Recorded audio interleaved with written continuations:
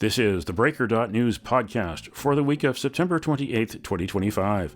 I'm Bob Mackin, publisher of the Breaker.news and host of the Breaker.news podcast. Welcome to edition number 415. The Breaker is your source for news, opinion, and analysis about British Columbia issues, institutions, and influencers. Later, I'll tell you how you can support the Breaker. On this edition, headlines from the Pacific Rim and the Pacific Northwest. I award a virtual Nanaimo bar to a difference maker. And on the Big Deal feature, problem gambling is on the rise in British Columbia. Investigative journalist and contributor to the Breaker.news, Stanley Tromp, joins me to reveal what BC Lottery Corporation knows. And Mario Canseco of Research Co. also joins me to summarize another wild week in British Columbia politics. The BC Greens chose a new young leader. The BC Conservatives decided to stand pat. Premier David Eby went to the Big Apple, and BC government workers stepped up their strike with picket lines around liquor stores and warehouses.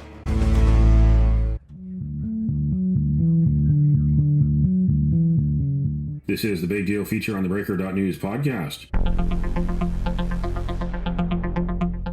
Stanley Tromp is a veteran Vancouver investigative journalist and one of Canada's top experts on freedom of information. And pardon the pun, Stanley, you hit the jackpot on freedom of information with BCLC. Yes. What did you get from BCLC?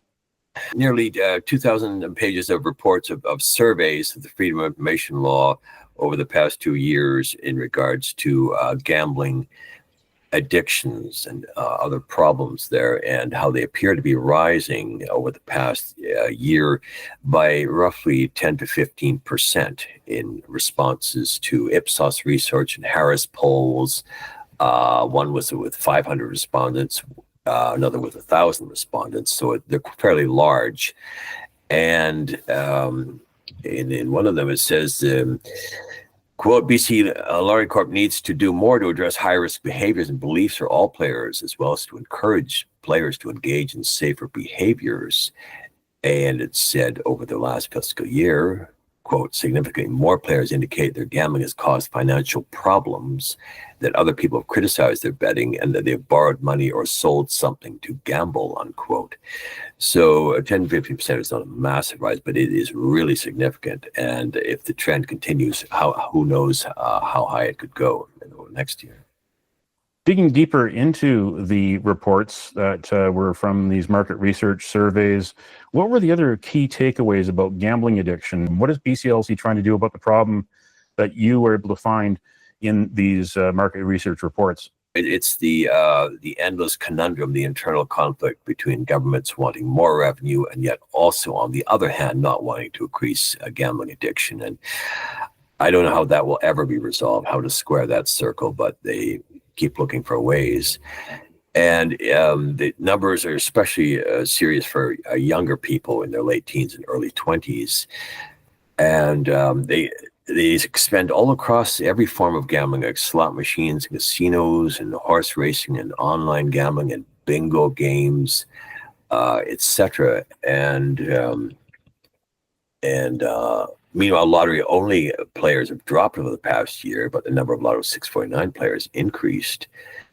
And also, an internal poll says that British Columbians have worries about where their gambling revenue goes and don't feel it makes a good impact on their community.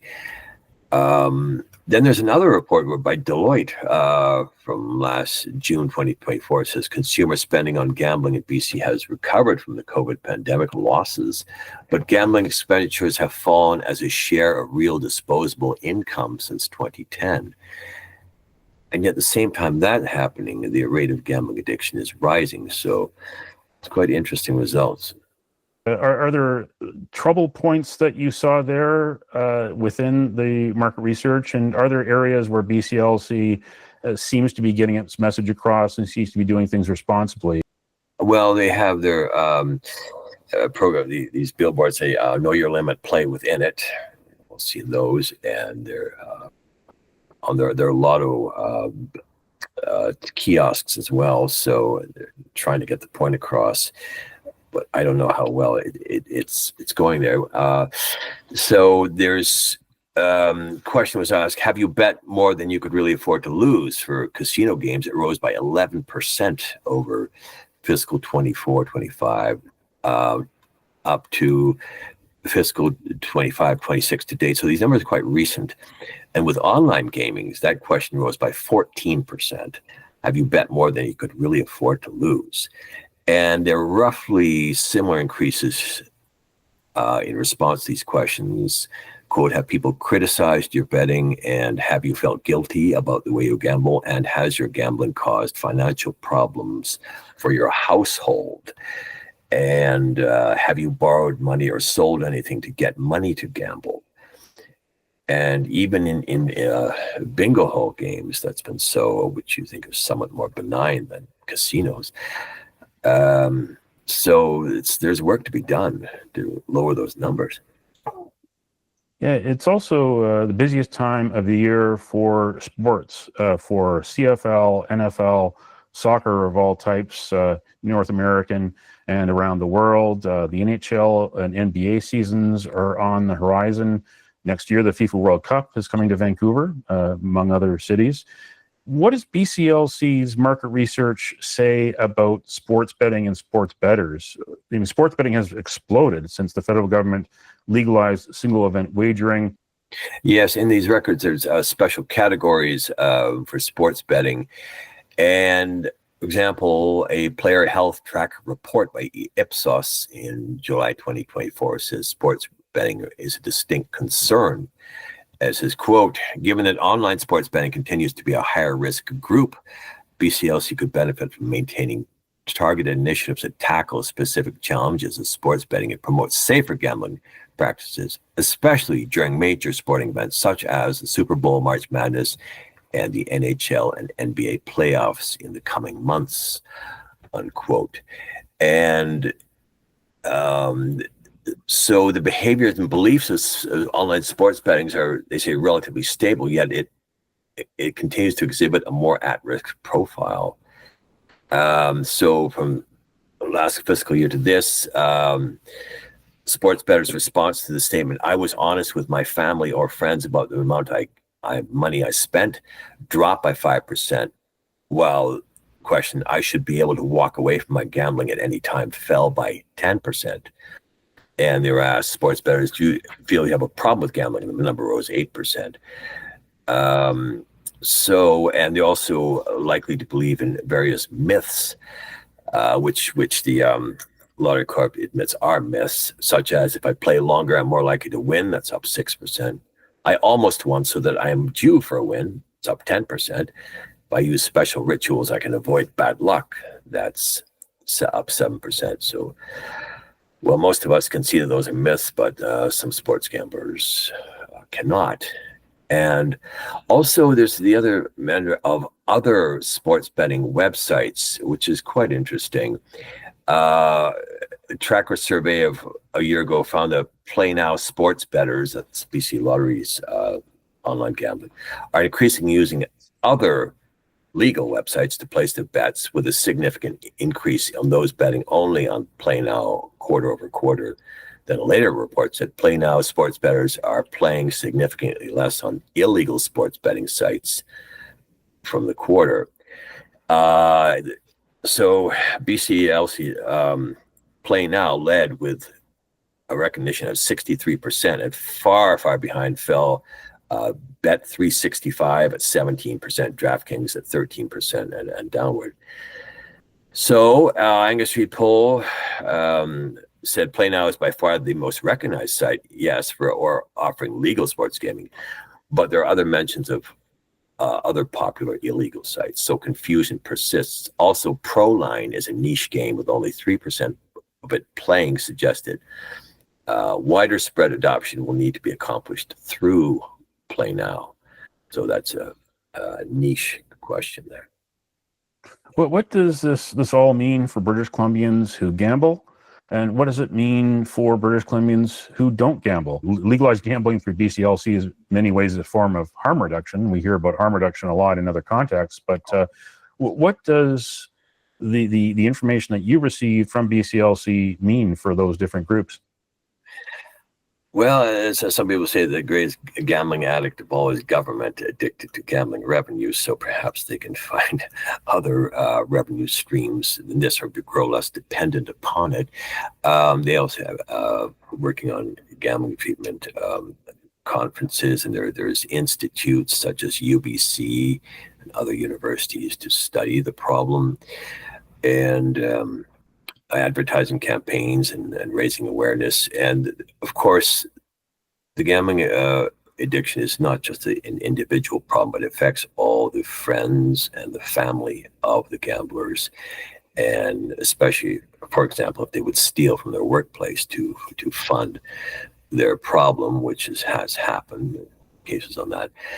So it's a broader social issue than just the people involved, and the cost, of course, to taxpayers of treating these issues, and sometimes the crime involved with it as well should be factored in. BCLC spends only a minuscule portion. I once calculated less than 1% of their gross profits on treating gambling addiction. So maybe that could be raised as well. But I'll be asking them for more details. And I think the finance ministry should take an interest, because that's who BCLC reports to, actually. You are one of Canada's top experts in freedom of information, of accessing public records. And on this story, and other stories related to BCLC, how is this Crown Corporation to deal with as a reporter compared to other parts of the BC government? Yes, I must say it's rather pleasantly surprised. About 15 years ago, BCLC, their Freedom of Information branch, was the worst in BC, the most litigious and secretive. But now must say it's working fairly well, perhaps under new management. They don't charge the $10 application fee. They responded in a month, and they withheld only a few pages under Section 17, which is called economic harm to government. So it could be much worse. And I usually speak doom and gloom about our FOI system in BC, which is true. But in this case, I give credit where it's due to BCLC. Well, thank you again to Stanley Tromp, investigative journalist, one of the top FOI experts in Canada, and he's the author of 2 stories for theBreaker.news based on some documents he obtained from BC Lottery Corporation about their market research. And after listening to this podcast, we encourage everyone to go and read those stories to find out more about Stanley's research and about what BCLC is finding out about problems with its gambling and problem gamblers here in British Columbia. So thank you again, Stanley. Sure, anytime. Thank you.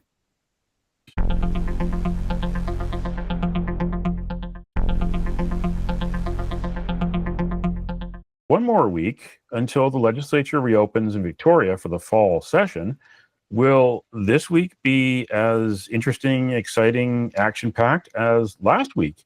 And joining me to discuss that is Mario Canseco, the president of Research Co. and a frequent guest on the Breaker.news podcast. First of all, we saw Monday, John Rustad, the Conservative opposition leader, they announced that he had 71% of support from members of the party.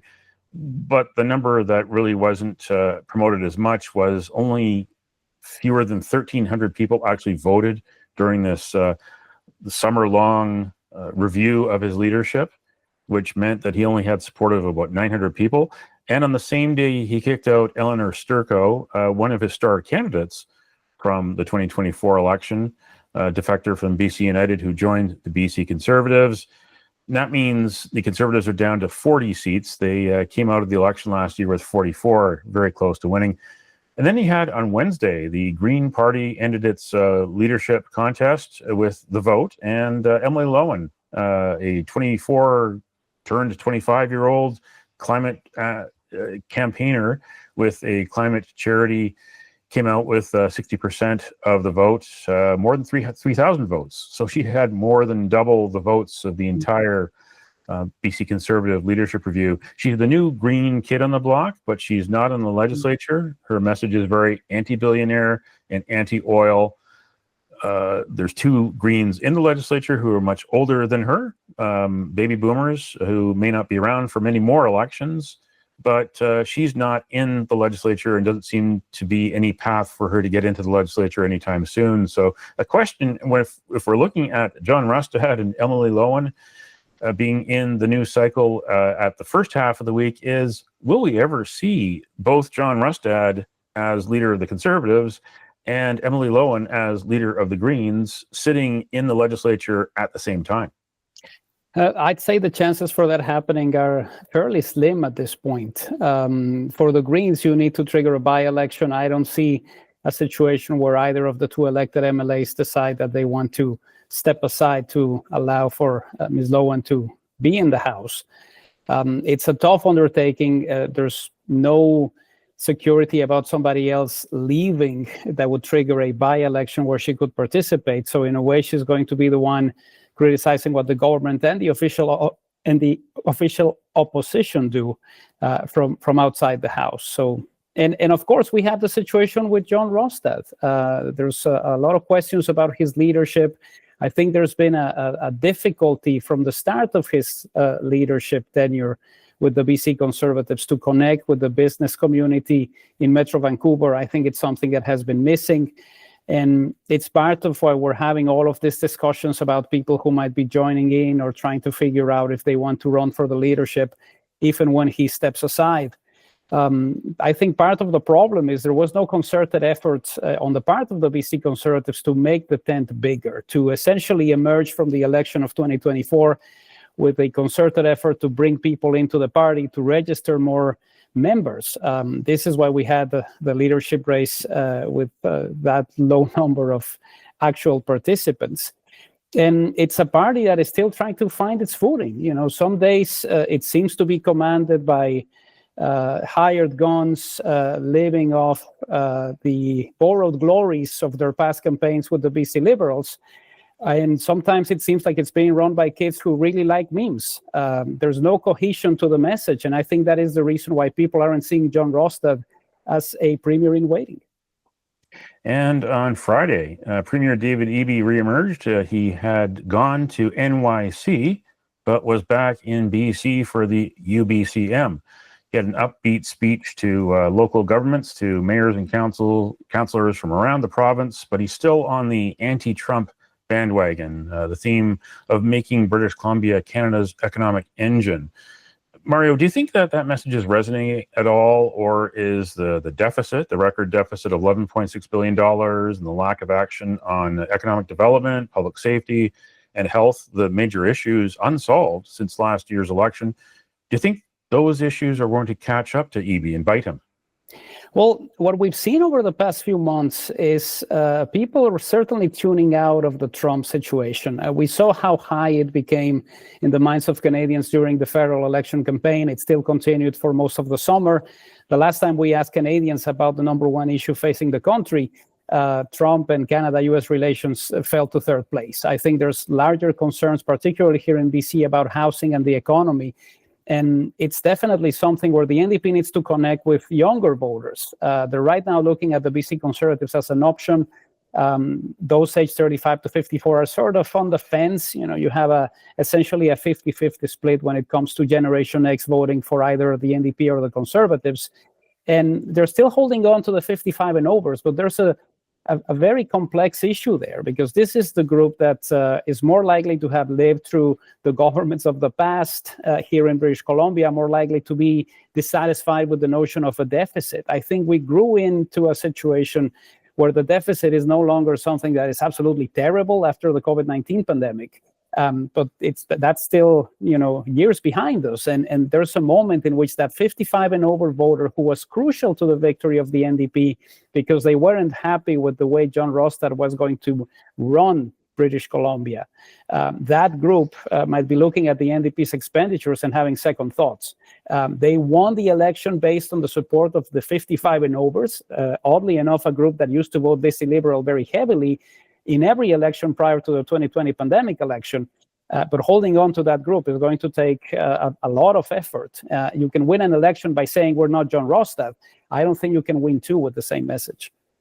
BC General Employees Union has been out on picket lines throughout the month of September. Now, we're on the cusp of October, and it looks like talks will start again. After BCGEU decided late in September to go after the revenue generator for government, that being the liquor distribution branch and cannabis distribution, the BCGEU set up picket lines around liquor warehouses and then decided to set picket lines up around stores. And that caught the attention of the EB government, enough of the attention that they've agreed to restart talks. But the big question here is, can they bridge the gap? Can they reach a deal? Can they go along the path to reach a deal? Is there a path to reach a deal? Or will the BCGEU walk away from the table, or the government walk away from the table? Will the BCGEU declare a full-scale province-wide strike in the days and weeks to come? I think it's in the government's best interest to try to solve this before Thanksgiving. If you wind up in a situation where British Columbians are heading to the liquor store to be ready for the holiday and you have picket lines, it's going to be very, very bad for them. There's going to be lots of graphics and visuals that are not going to be appealing to the base of the NDP support. That being said, I think the fundamentals are not as good for the BCGEU as they were in years past. When they had their negotiation previously during the COVID-19 pandemic, there was a groundswell of public support because people were already doing a little bit better and expected things to be the same for the employees. It's a different scenario now because the inflationary concerns haven't abated. We know that British Columbians are upset with how expensive things are, and they're expecting to pay more money for groceries, for gas, for real estate. So it's a different situation when it comes to trying to garner public support when everybody's struggling. I think what really was key to the success of their previous negotiation was that British Columbians were mostly happy with the way the COVID-19 pandemic was being managed, and many of them also receiving something from the federal government or the BC government for their trouble. It's a lot easier to appeal to that group and say, okay, you get yours too because we already got ours. This is a very different situation because of everything that's happened, not only from the budget that was put forth by the NDP, but also because people are struggling in a very different way than they were back in 2020, 2021. Well, thank you again for joining us on the podcast, Mario Canseco, the president of Research Co., and look forward to having you back on the podcast, along with Andy Yan for the MMA panel in the coming weeks. Of course. Thank you.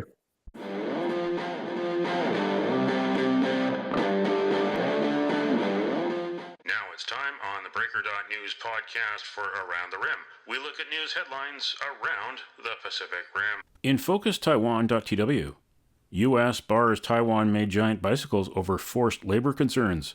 Customs and Border Protection issued a withhold release order to detain shipments from the world's largest bicycle manufacturer.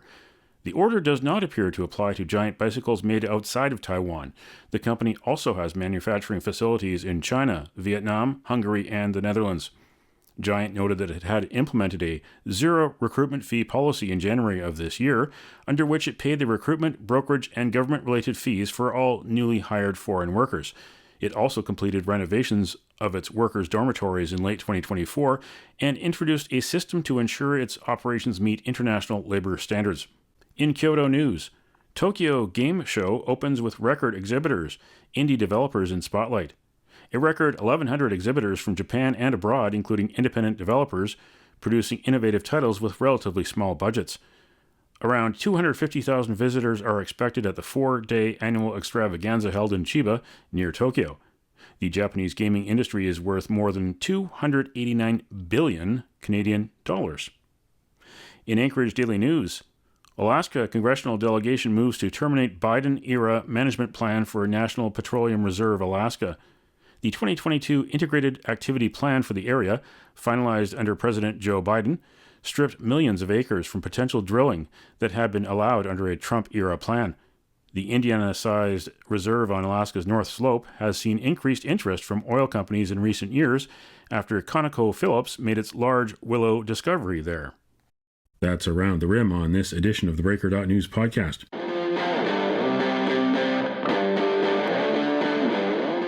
Now it's time on the Breaker.news News podcast for Cascadia Calling.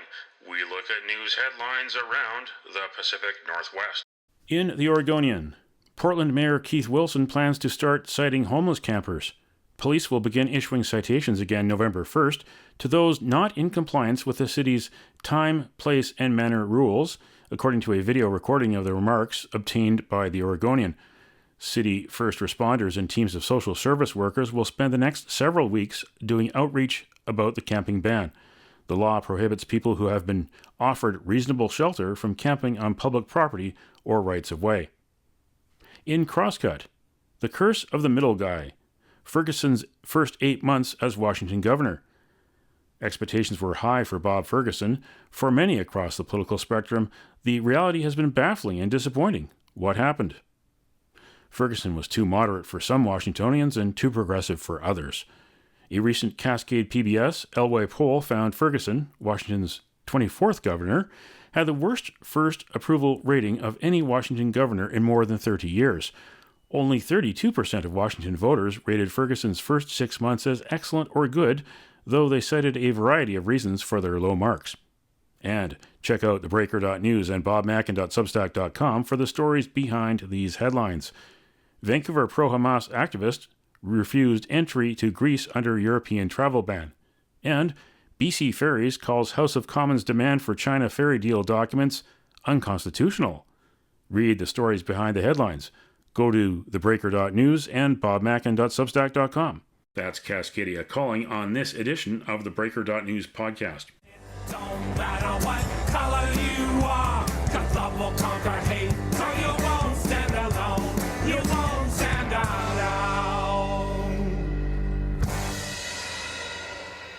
The virtual Nanaimo Bar, brought to you by Spruce Hill Contracting. Every week we end the Breaker.news podcast on a tasty note by awarding the goodness of a virtual Nanaimo bar to people making a difference. A virtual version of the province's favorite dessert bar goes this week to Childhood Cancer Family Support Society and the Island Kids Cancer Association for what they do every day to help kids with cancer and their families get through a difficult time. September is Childhood Cancer Awareness Month in British Columbia. And you can nominate someone for a virtual Nanaimo bar. Send me an email to bob@theBreaker.news.